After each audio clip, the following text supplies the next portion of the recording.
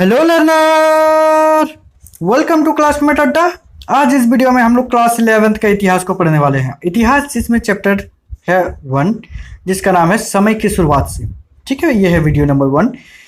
इस चैप्टर को हम लोग 3 वीडियो में कंप्लीट करने वाले हैं। पहला जिसमें आप लोगों का पूरा चैप्टर का रहेगी, दूसरी जिसमें हम लोग शॉर्ट क्वेश्चन को देखने वाले हैं, और तीसरा जो वीडियो रहेगी वो लॉन्ग क्वेश्चन के रूप में रहेगी।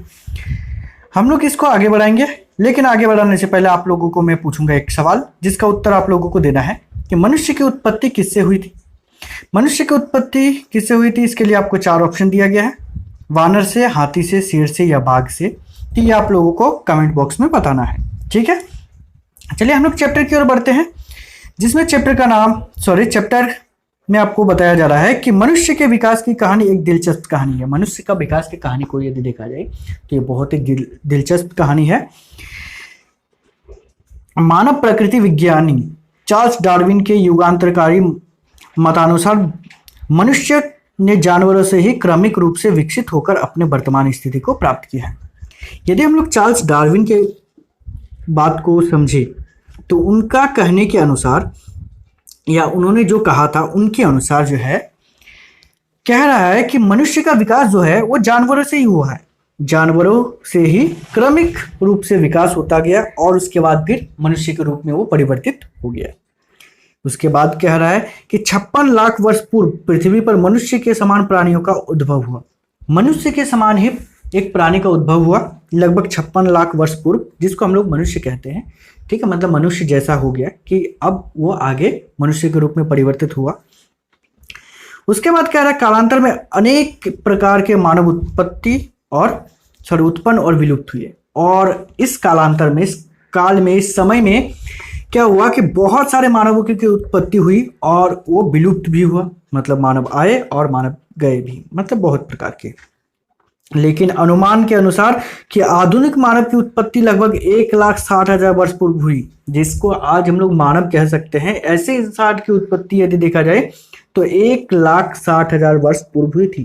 कह रहे कि मानव जीवाश्म, पत्थर के औजार और गुफाओं की चित्रकारी मानव विकास के इतिहास का प्रमुख स्रोत है।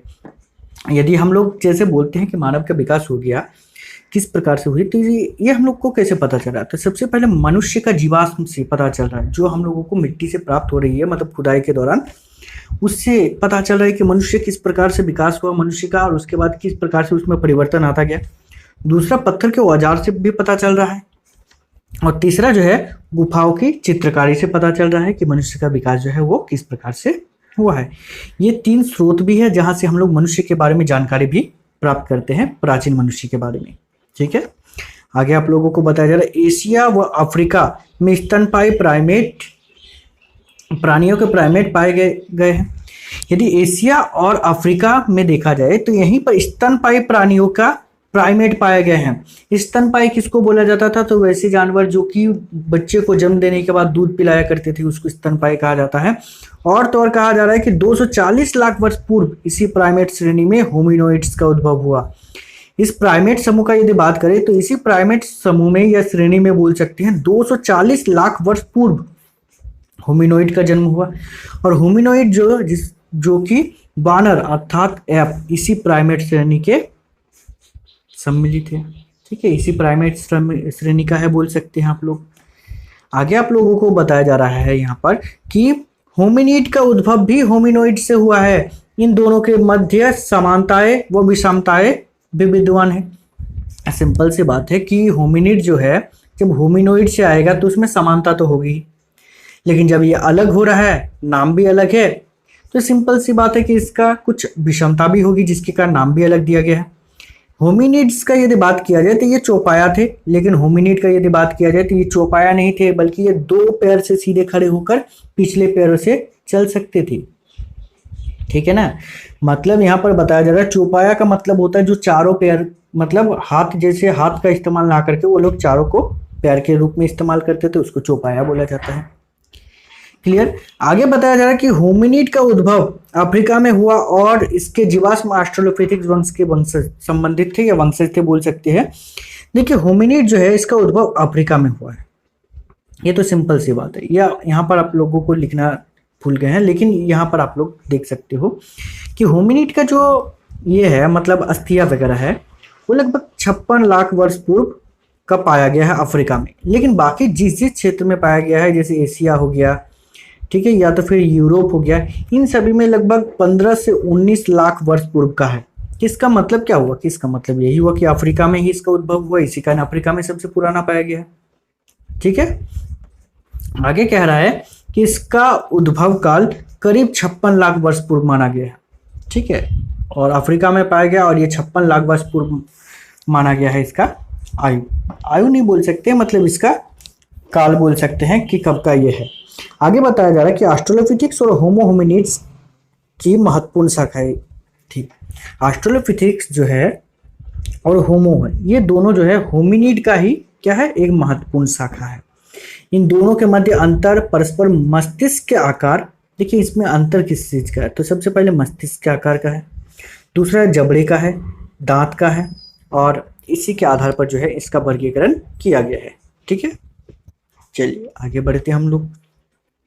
आगे हम लोगों को बताया जा रहा है कि 25 लाख वर्ष पूर्व पृथ्वी का एक बड़ा भाग बर्फ से ढका था। 25 लाख वर्ष पहले का यदि बात किया जाए तो उस समय क्या था कि पृथ्वी जो है बर्फ से ढका था। परिणाम तो क्या हुआ कि जलवायु तथा वनस्पति की परिस्थितियों में व्यापक अंतर आया। उसका परिणाम क्या हुआ? परिणाम ये हुआ कि जलवायु में और वनस्पति में अंतर आया। बिल्कुल सही बात है कि आप जैसे कि मान लेते हैं कि अभी हम लोगों को यहाँ पर भारत का ही देखा जाए, यहाँ पर ना तो ज़्यादा गर्मी है और ना ही ज़्यादा ठंडा है। अब अचानक क्या हो जाएगा कि बहुत ज़्यादा, अब हम लोगों की मान लेते उठा करके लेके चले जाए अंटार्कटिका और वहाँ पर छोड़ दिया जाए तो क्या हाल होगा हम लोगों का? बिल्कुल उसी प्रकार हुआ कि 25 लाख वर्ष पूर्व क्या हुआ कि पृथ्वी जो है पूरी तरीके से बर्फ से ढक गया, जिसका नतीजा हुआ कि जलवायु में बहुत ज़्यादा परिवर्तन आया और वनस्पति जो है पूरी तरीके से समाप्त हो गई, या तो फिर बोल सकते हैं इसमें बहुत ज़्यादा अंतर आया। जंगल कम हो गए और घास का मैदान विस्तृत भूमंडल में फैल गया। जंगल जो है वो कम हो गया लेकिन घास का मैदान क्या हुआ, विस्तृत भूमंडल में फैल गया, मतलब बहुत बड़े क्षेत्र में फैल गया। इसके साथ ही ऑस्ट्रेलोपिथेक्स धीरे धीरे लुप्त होते गए और उनके स्थान पर दूसरी प्रजाति का विकास हुआ। इसका नतीजा क्या हुआ कि ऑस्ट्रेलोपिथेक्स जो है वो धीरे धीरे समाप्त होता गया और उसके स्थान पर फिर क्या हुआ, दूसरी प्रजाति का विकास होता प्रारंभ मतलब होता चला गया। होमो को इसी प्रजाति का सबसे पुराना प्रतिनिधि माना जाता है और इसी ऑस्ट्रेलोपिथेक्स का सबसे पुराना प्रजाति जो है किसको माना जाता है, तो माना जाता है होमो को। ठीक है ना। आगे हम लोग बात करते हैं कि होमो लैटिन भाषा का एक शब्द है जिसका अर्थ है आदमी।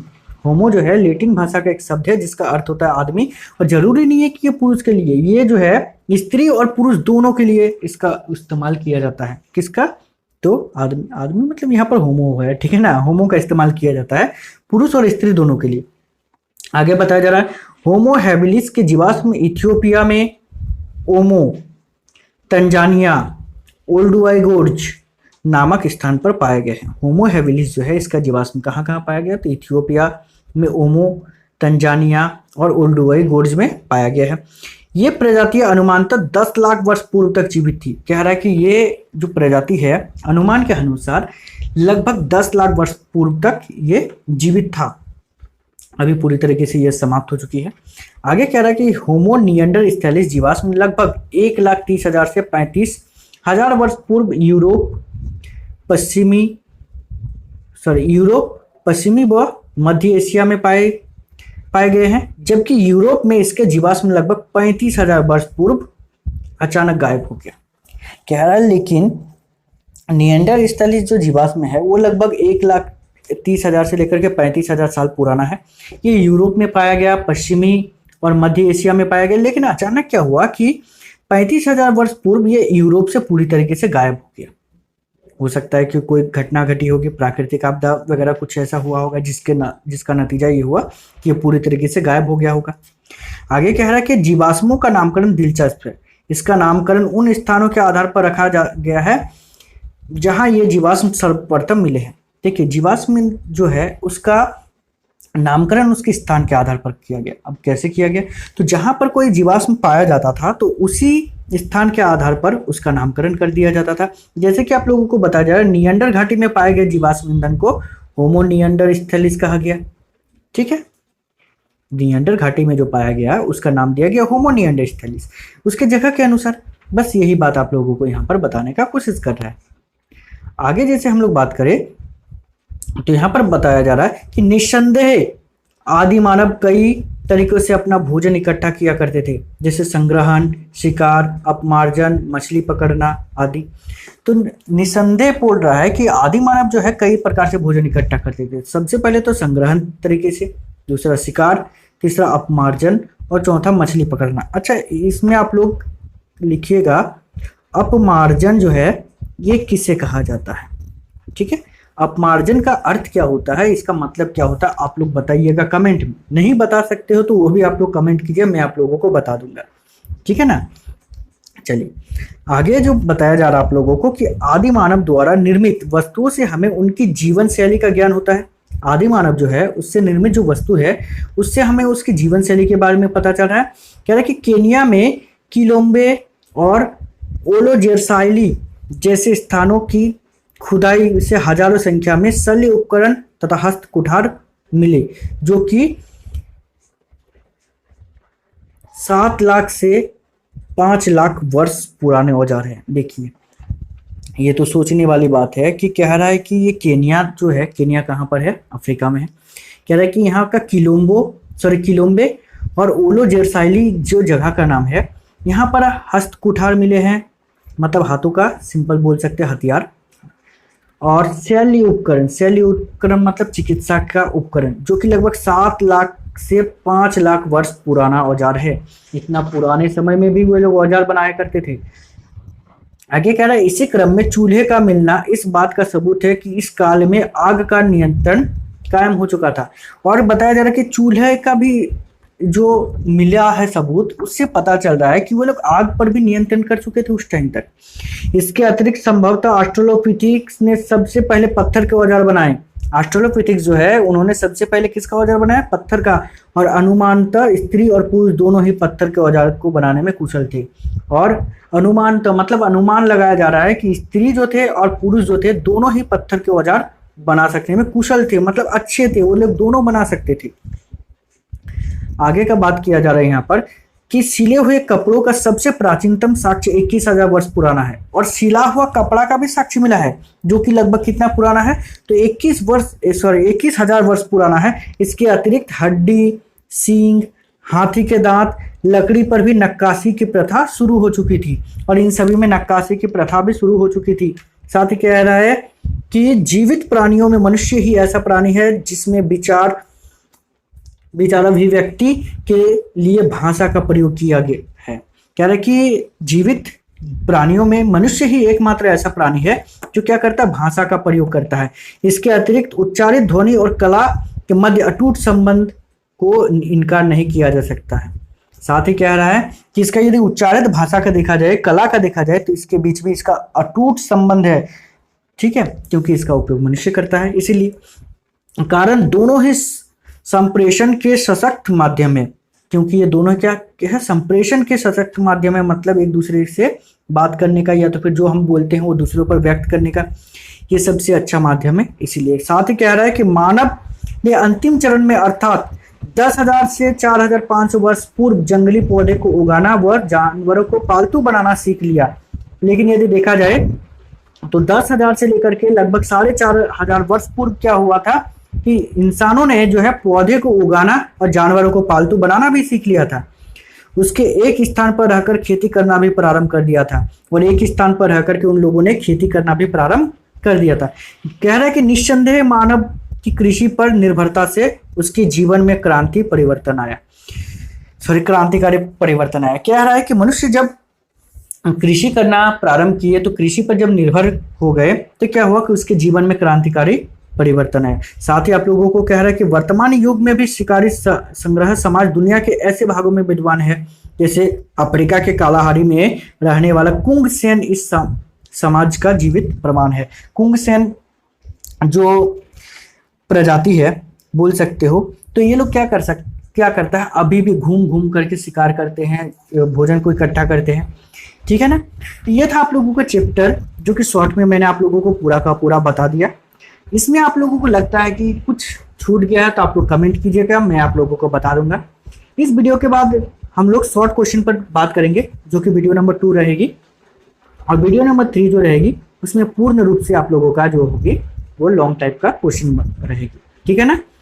तो इस क्वेश्चन का आंसर भी आप लोग कमेंट में दीजिएगा, ठीक है। चलिए इस वीडियो में इतना ही, मिलते हैं नेक्स्ट वीडियो में, तब तक के लिए बाय, थैंक यू।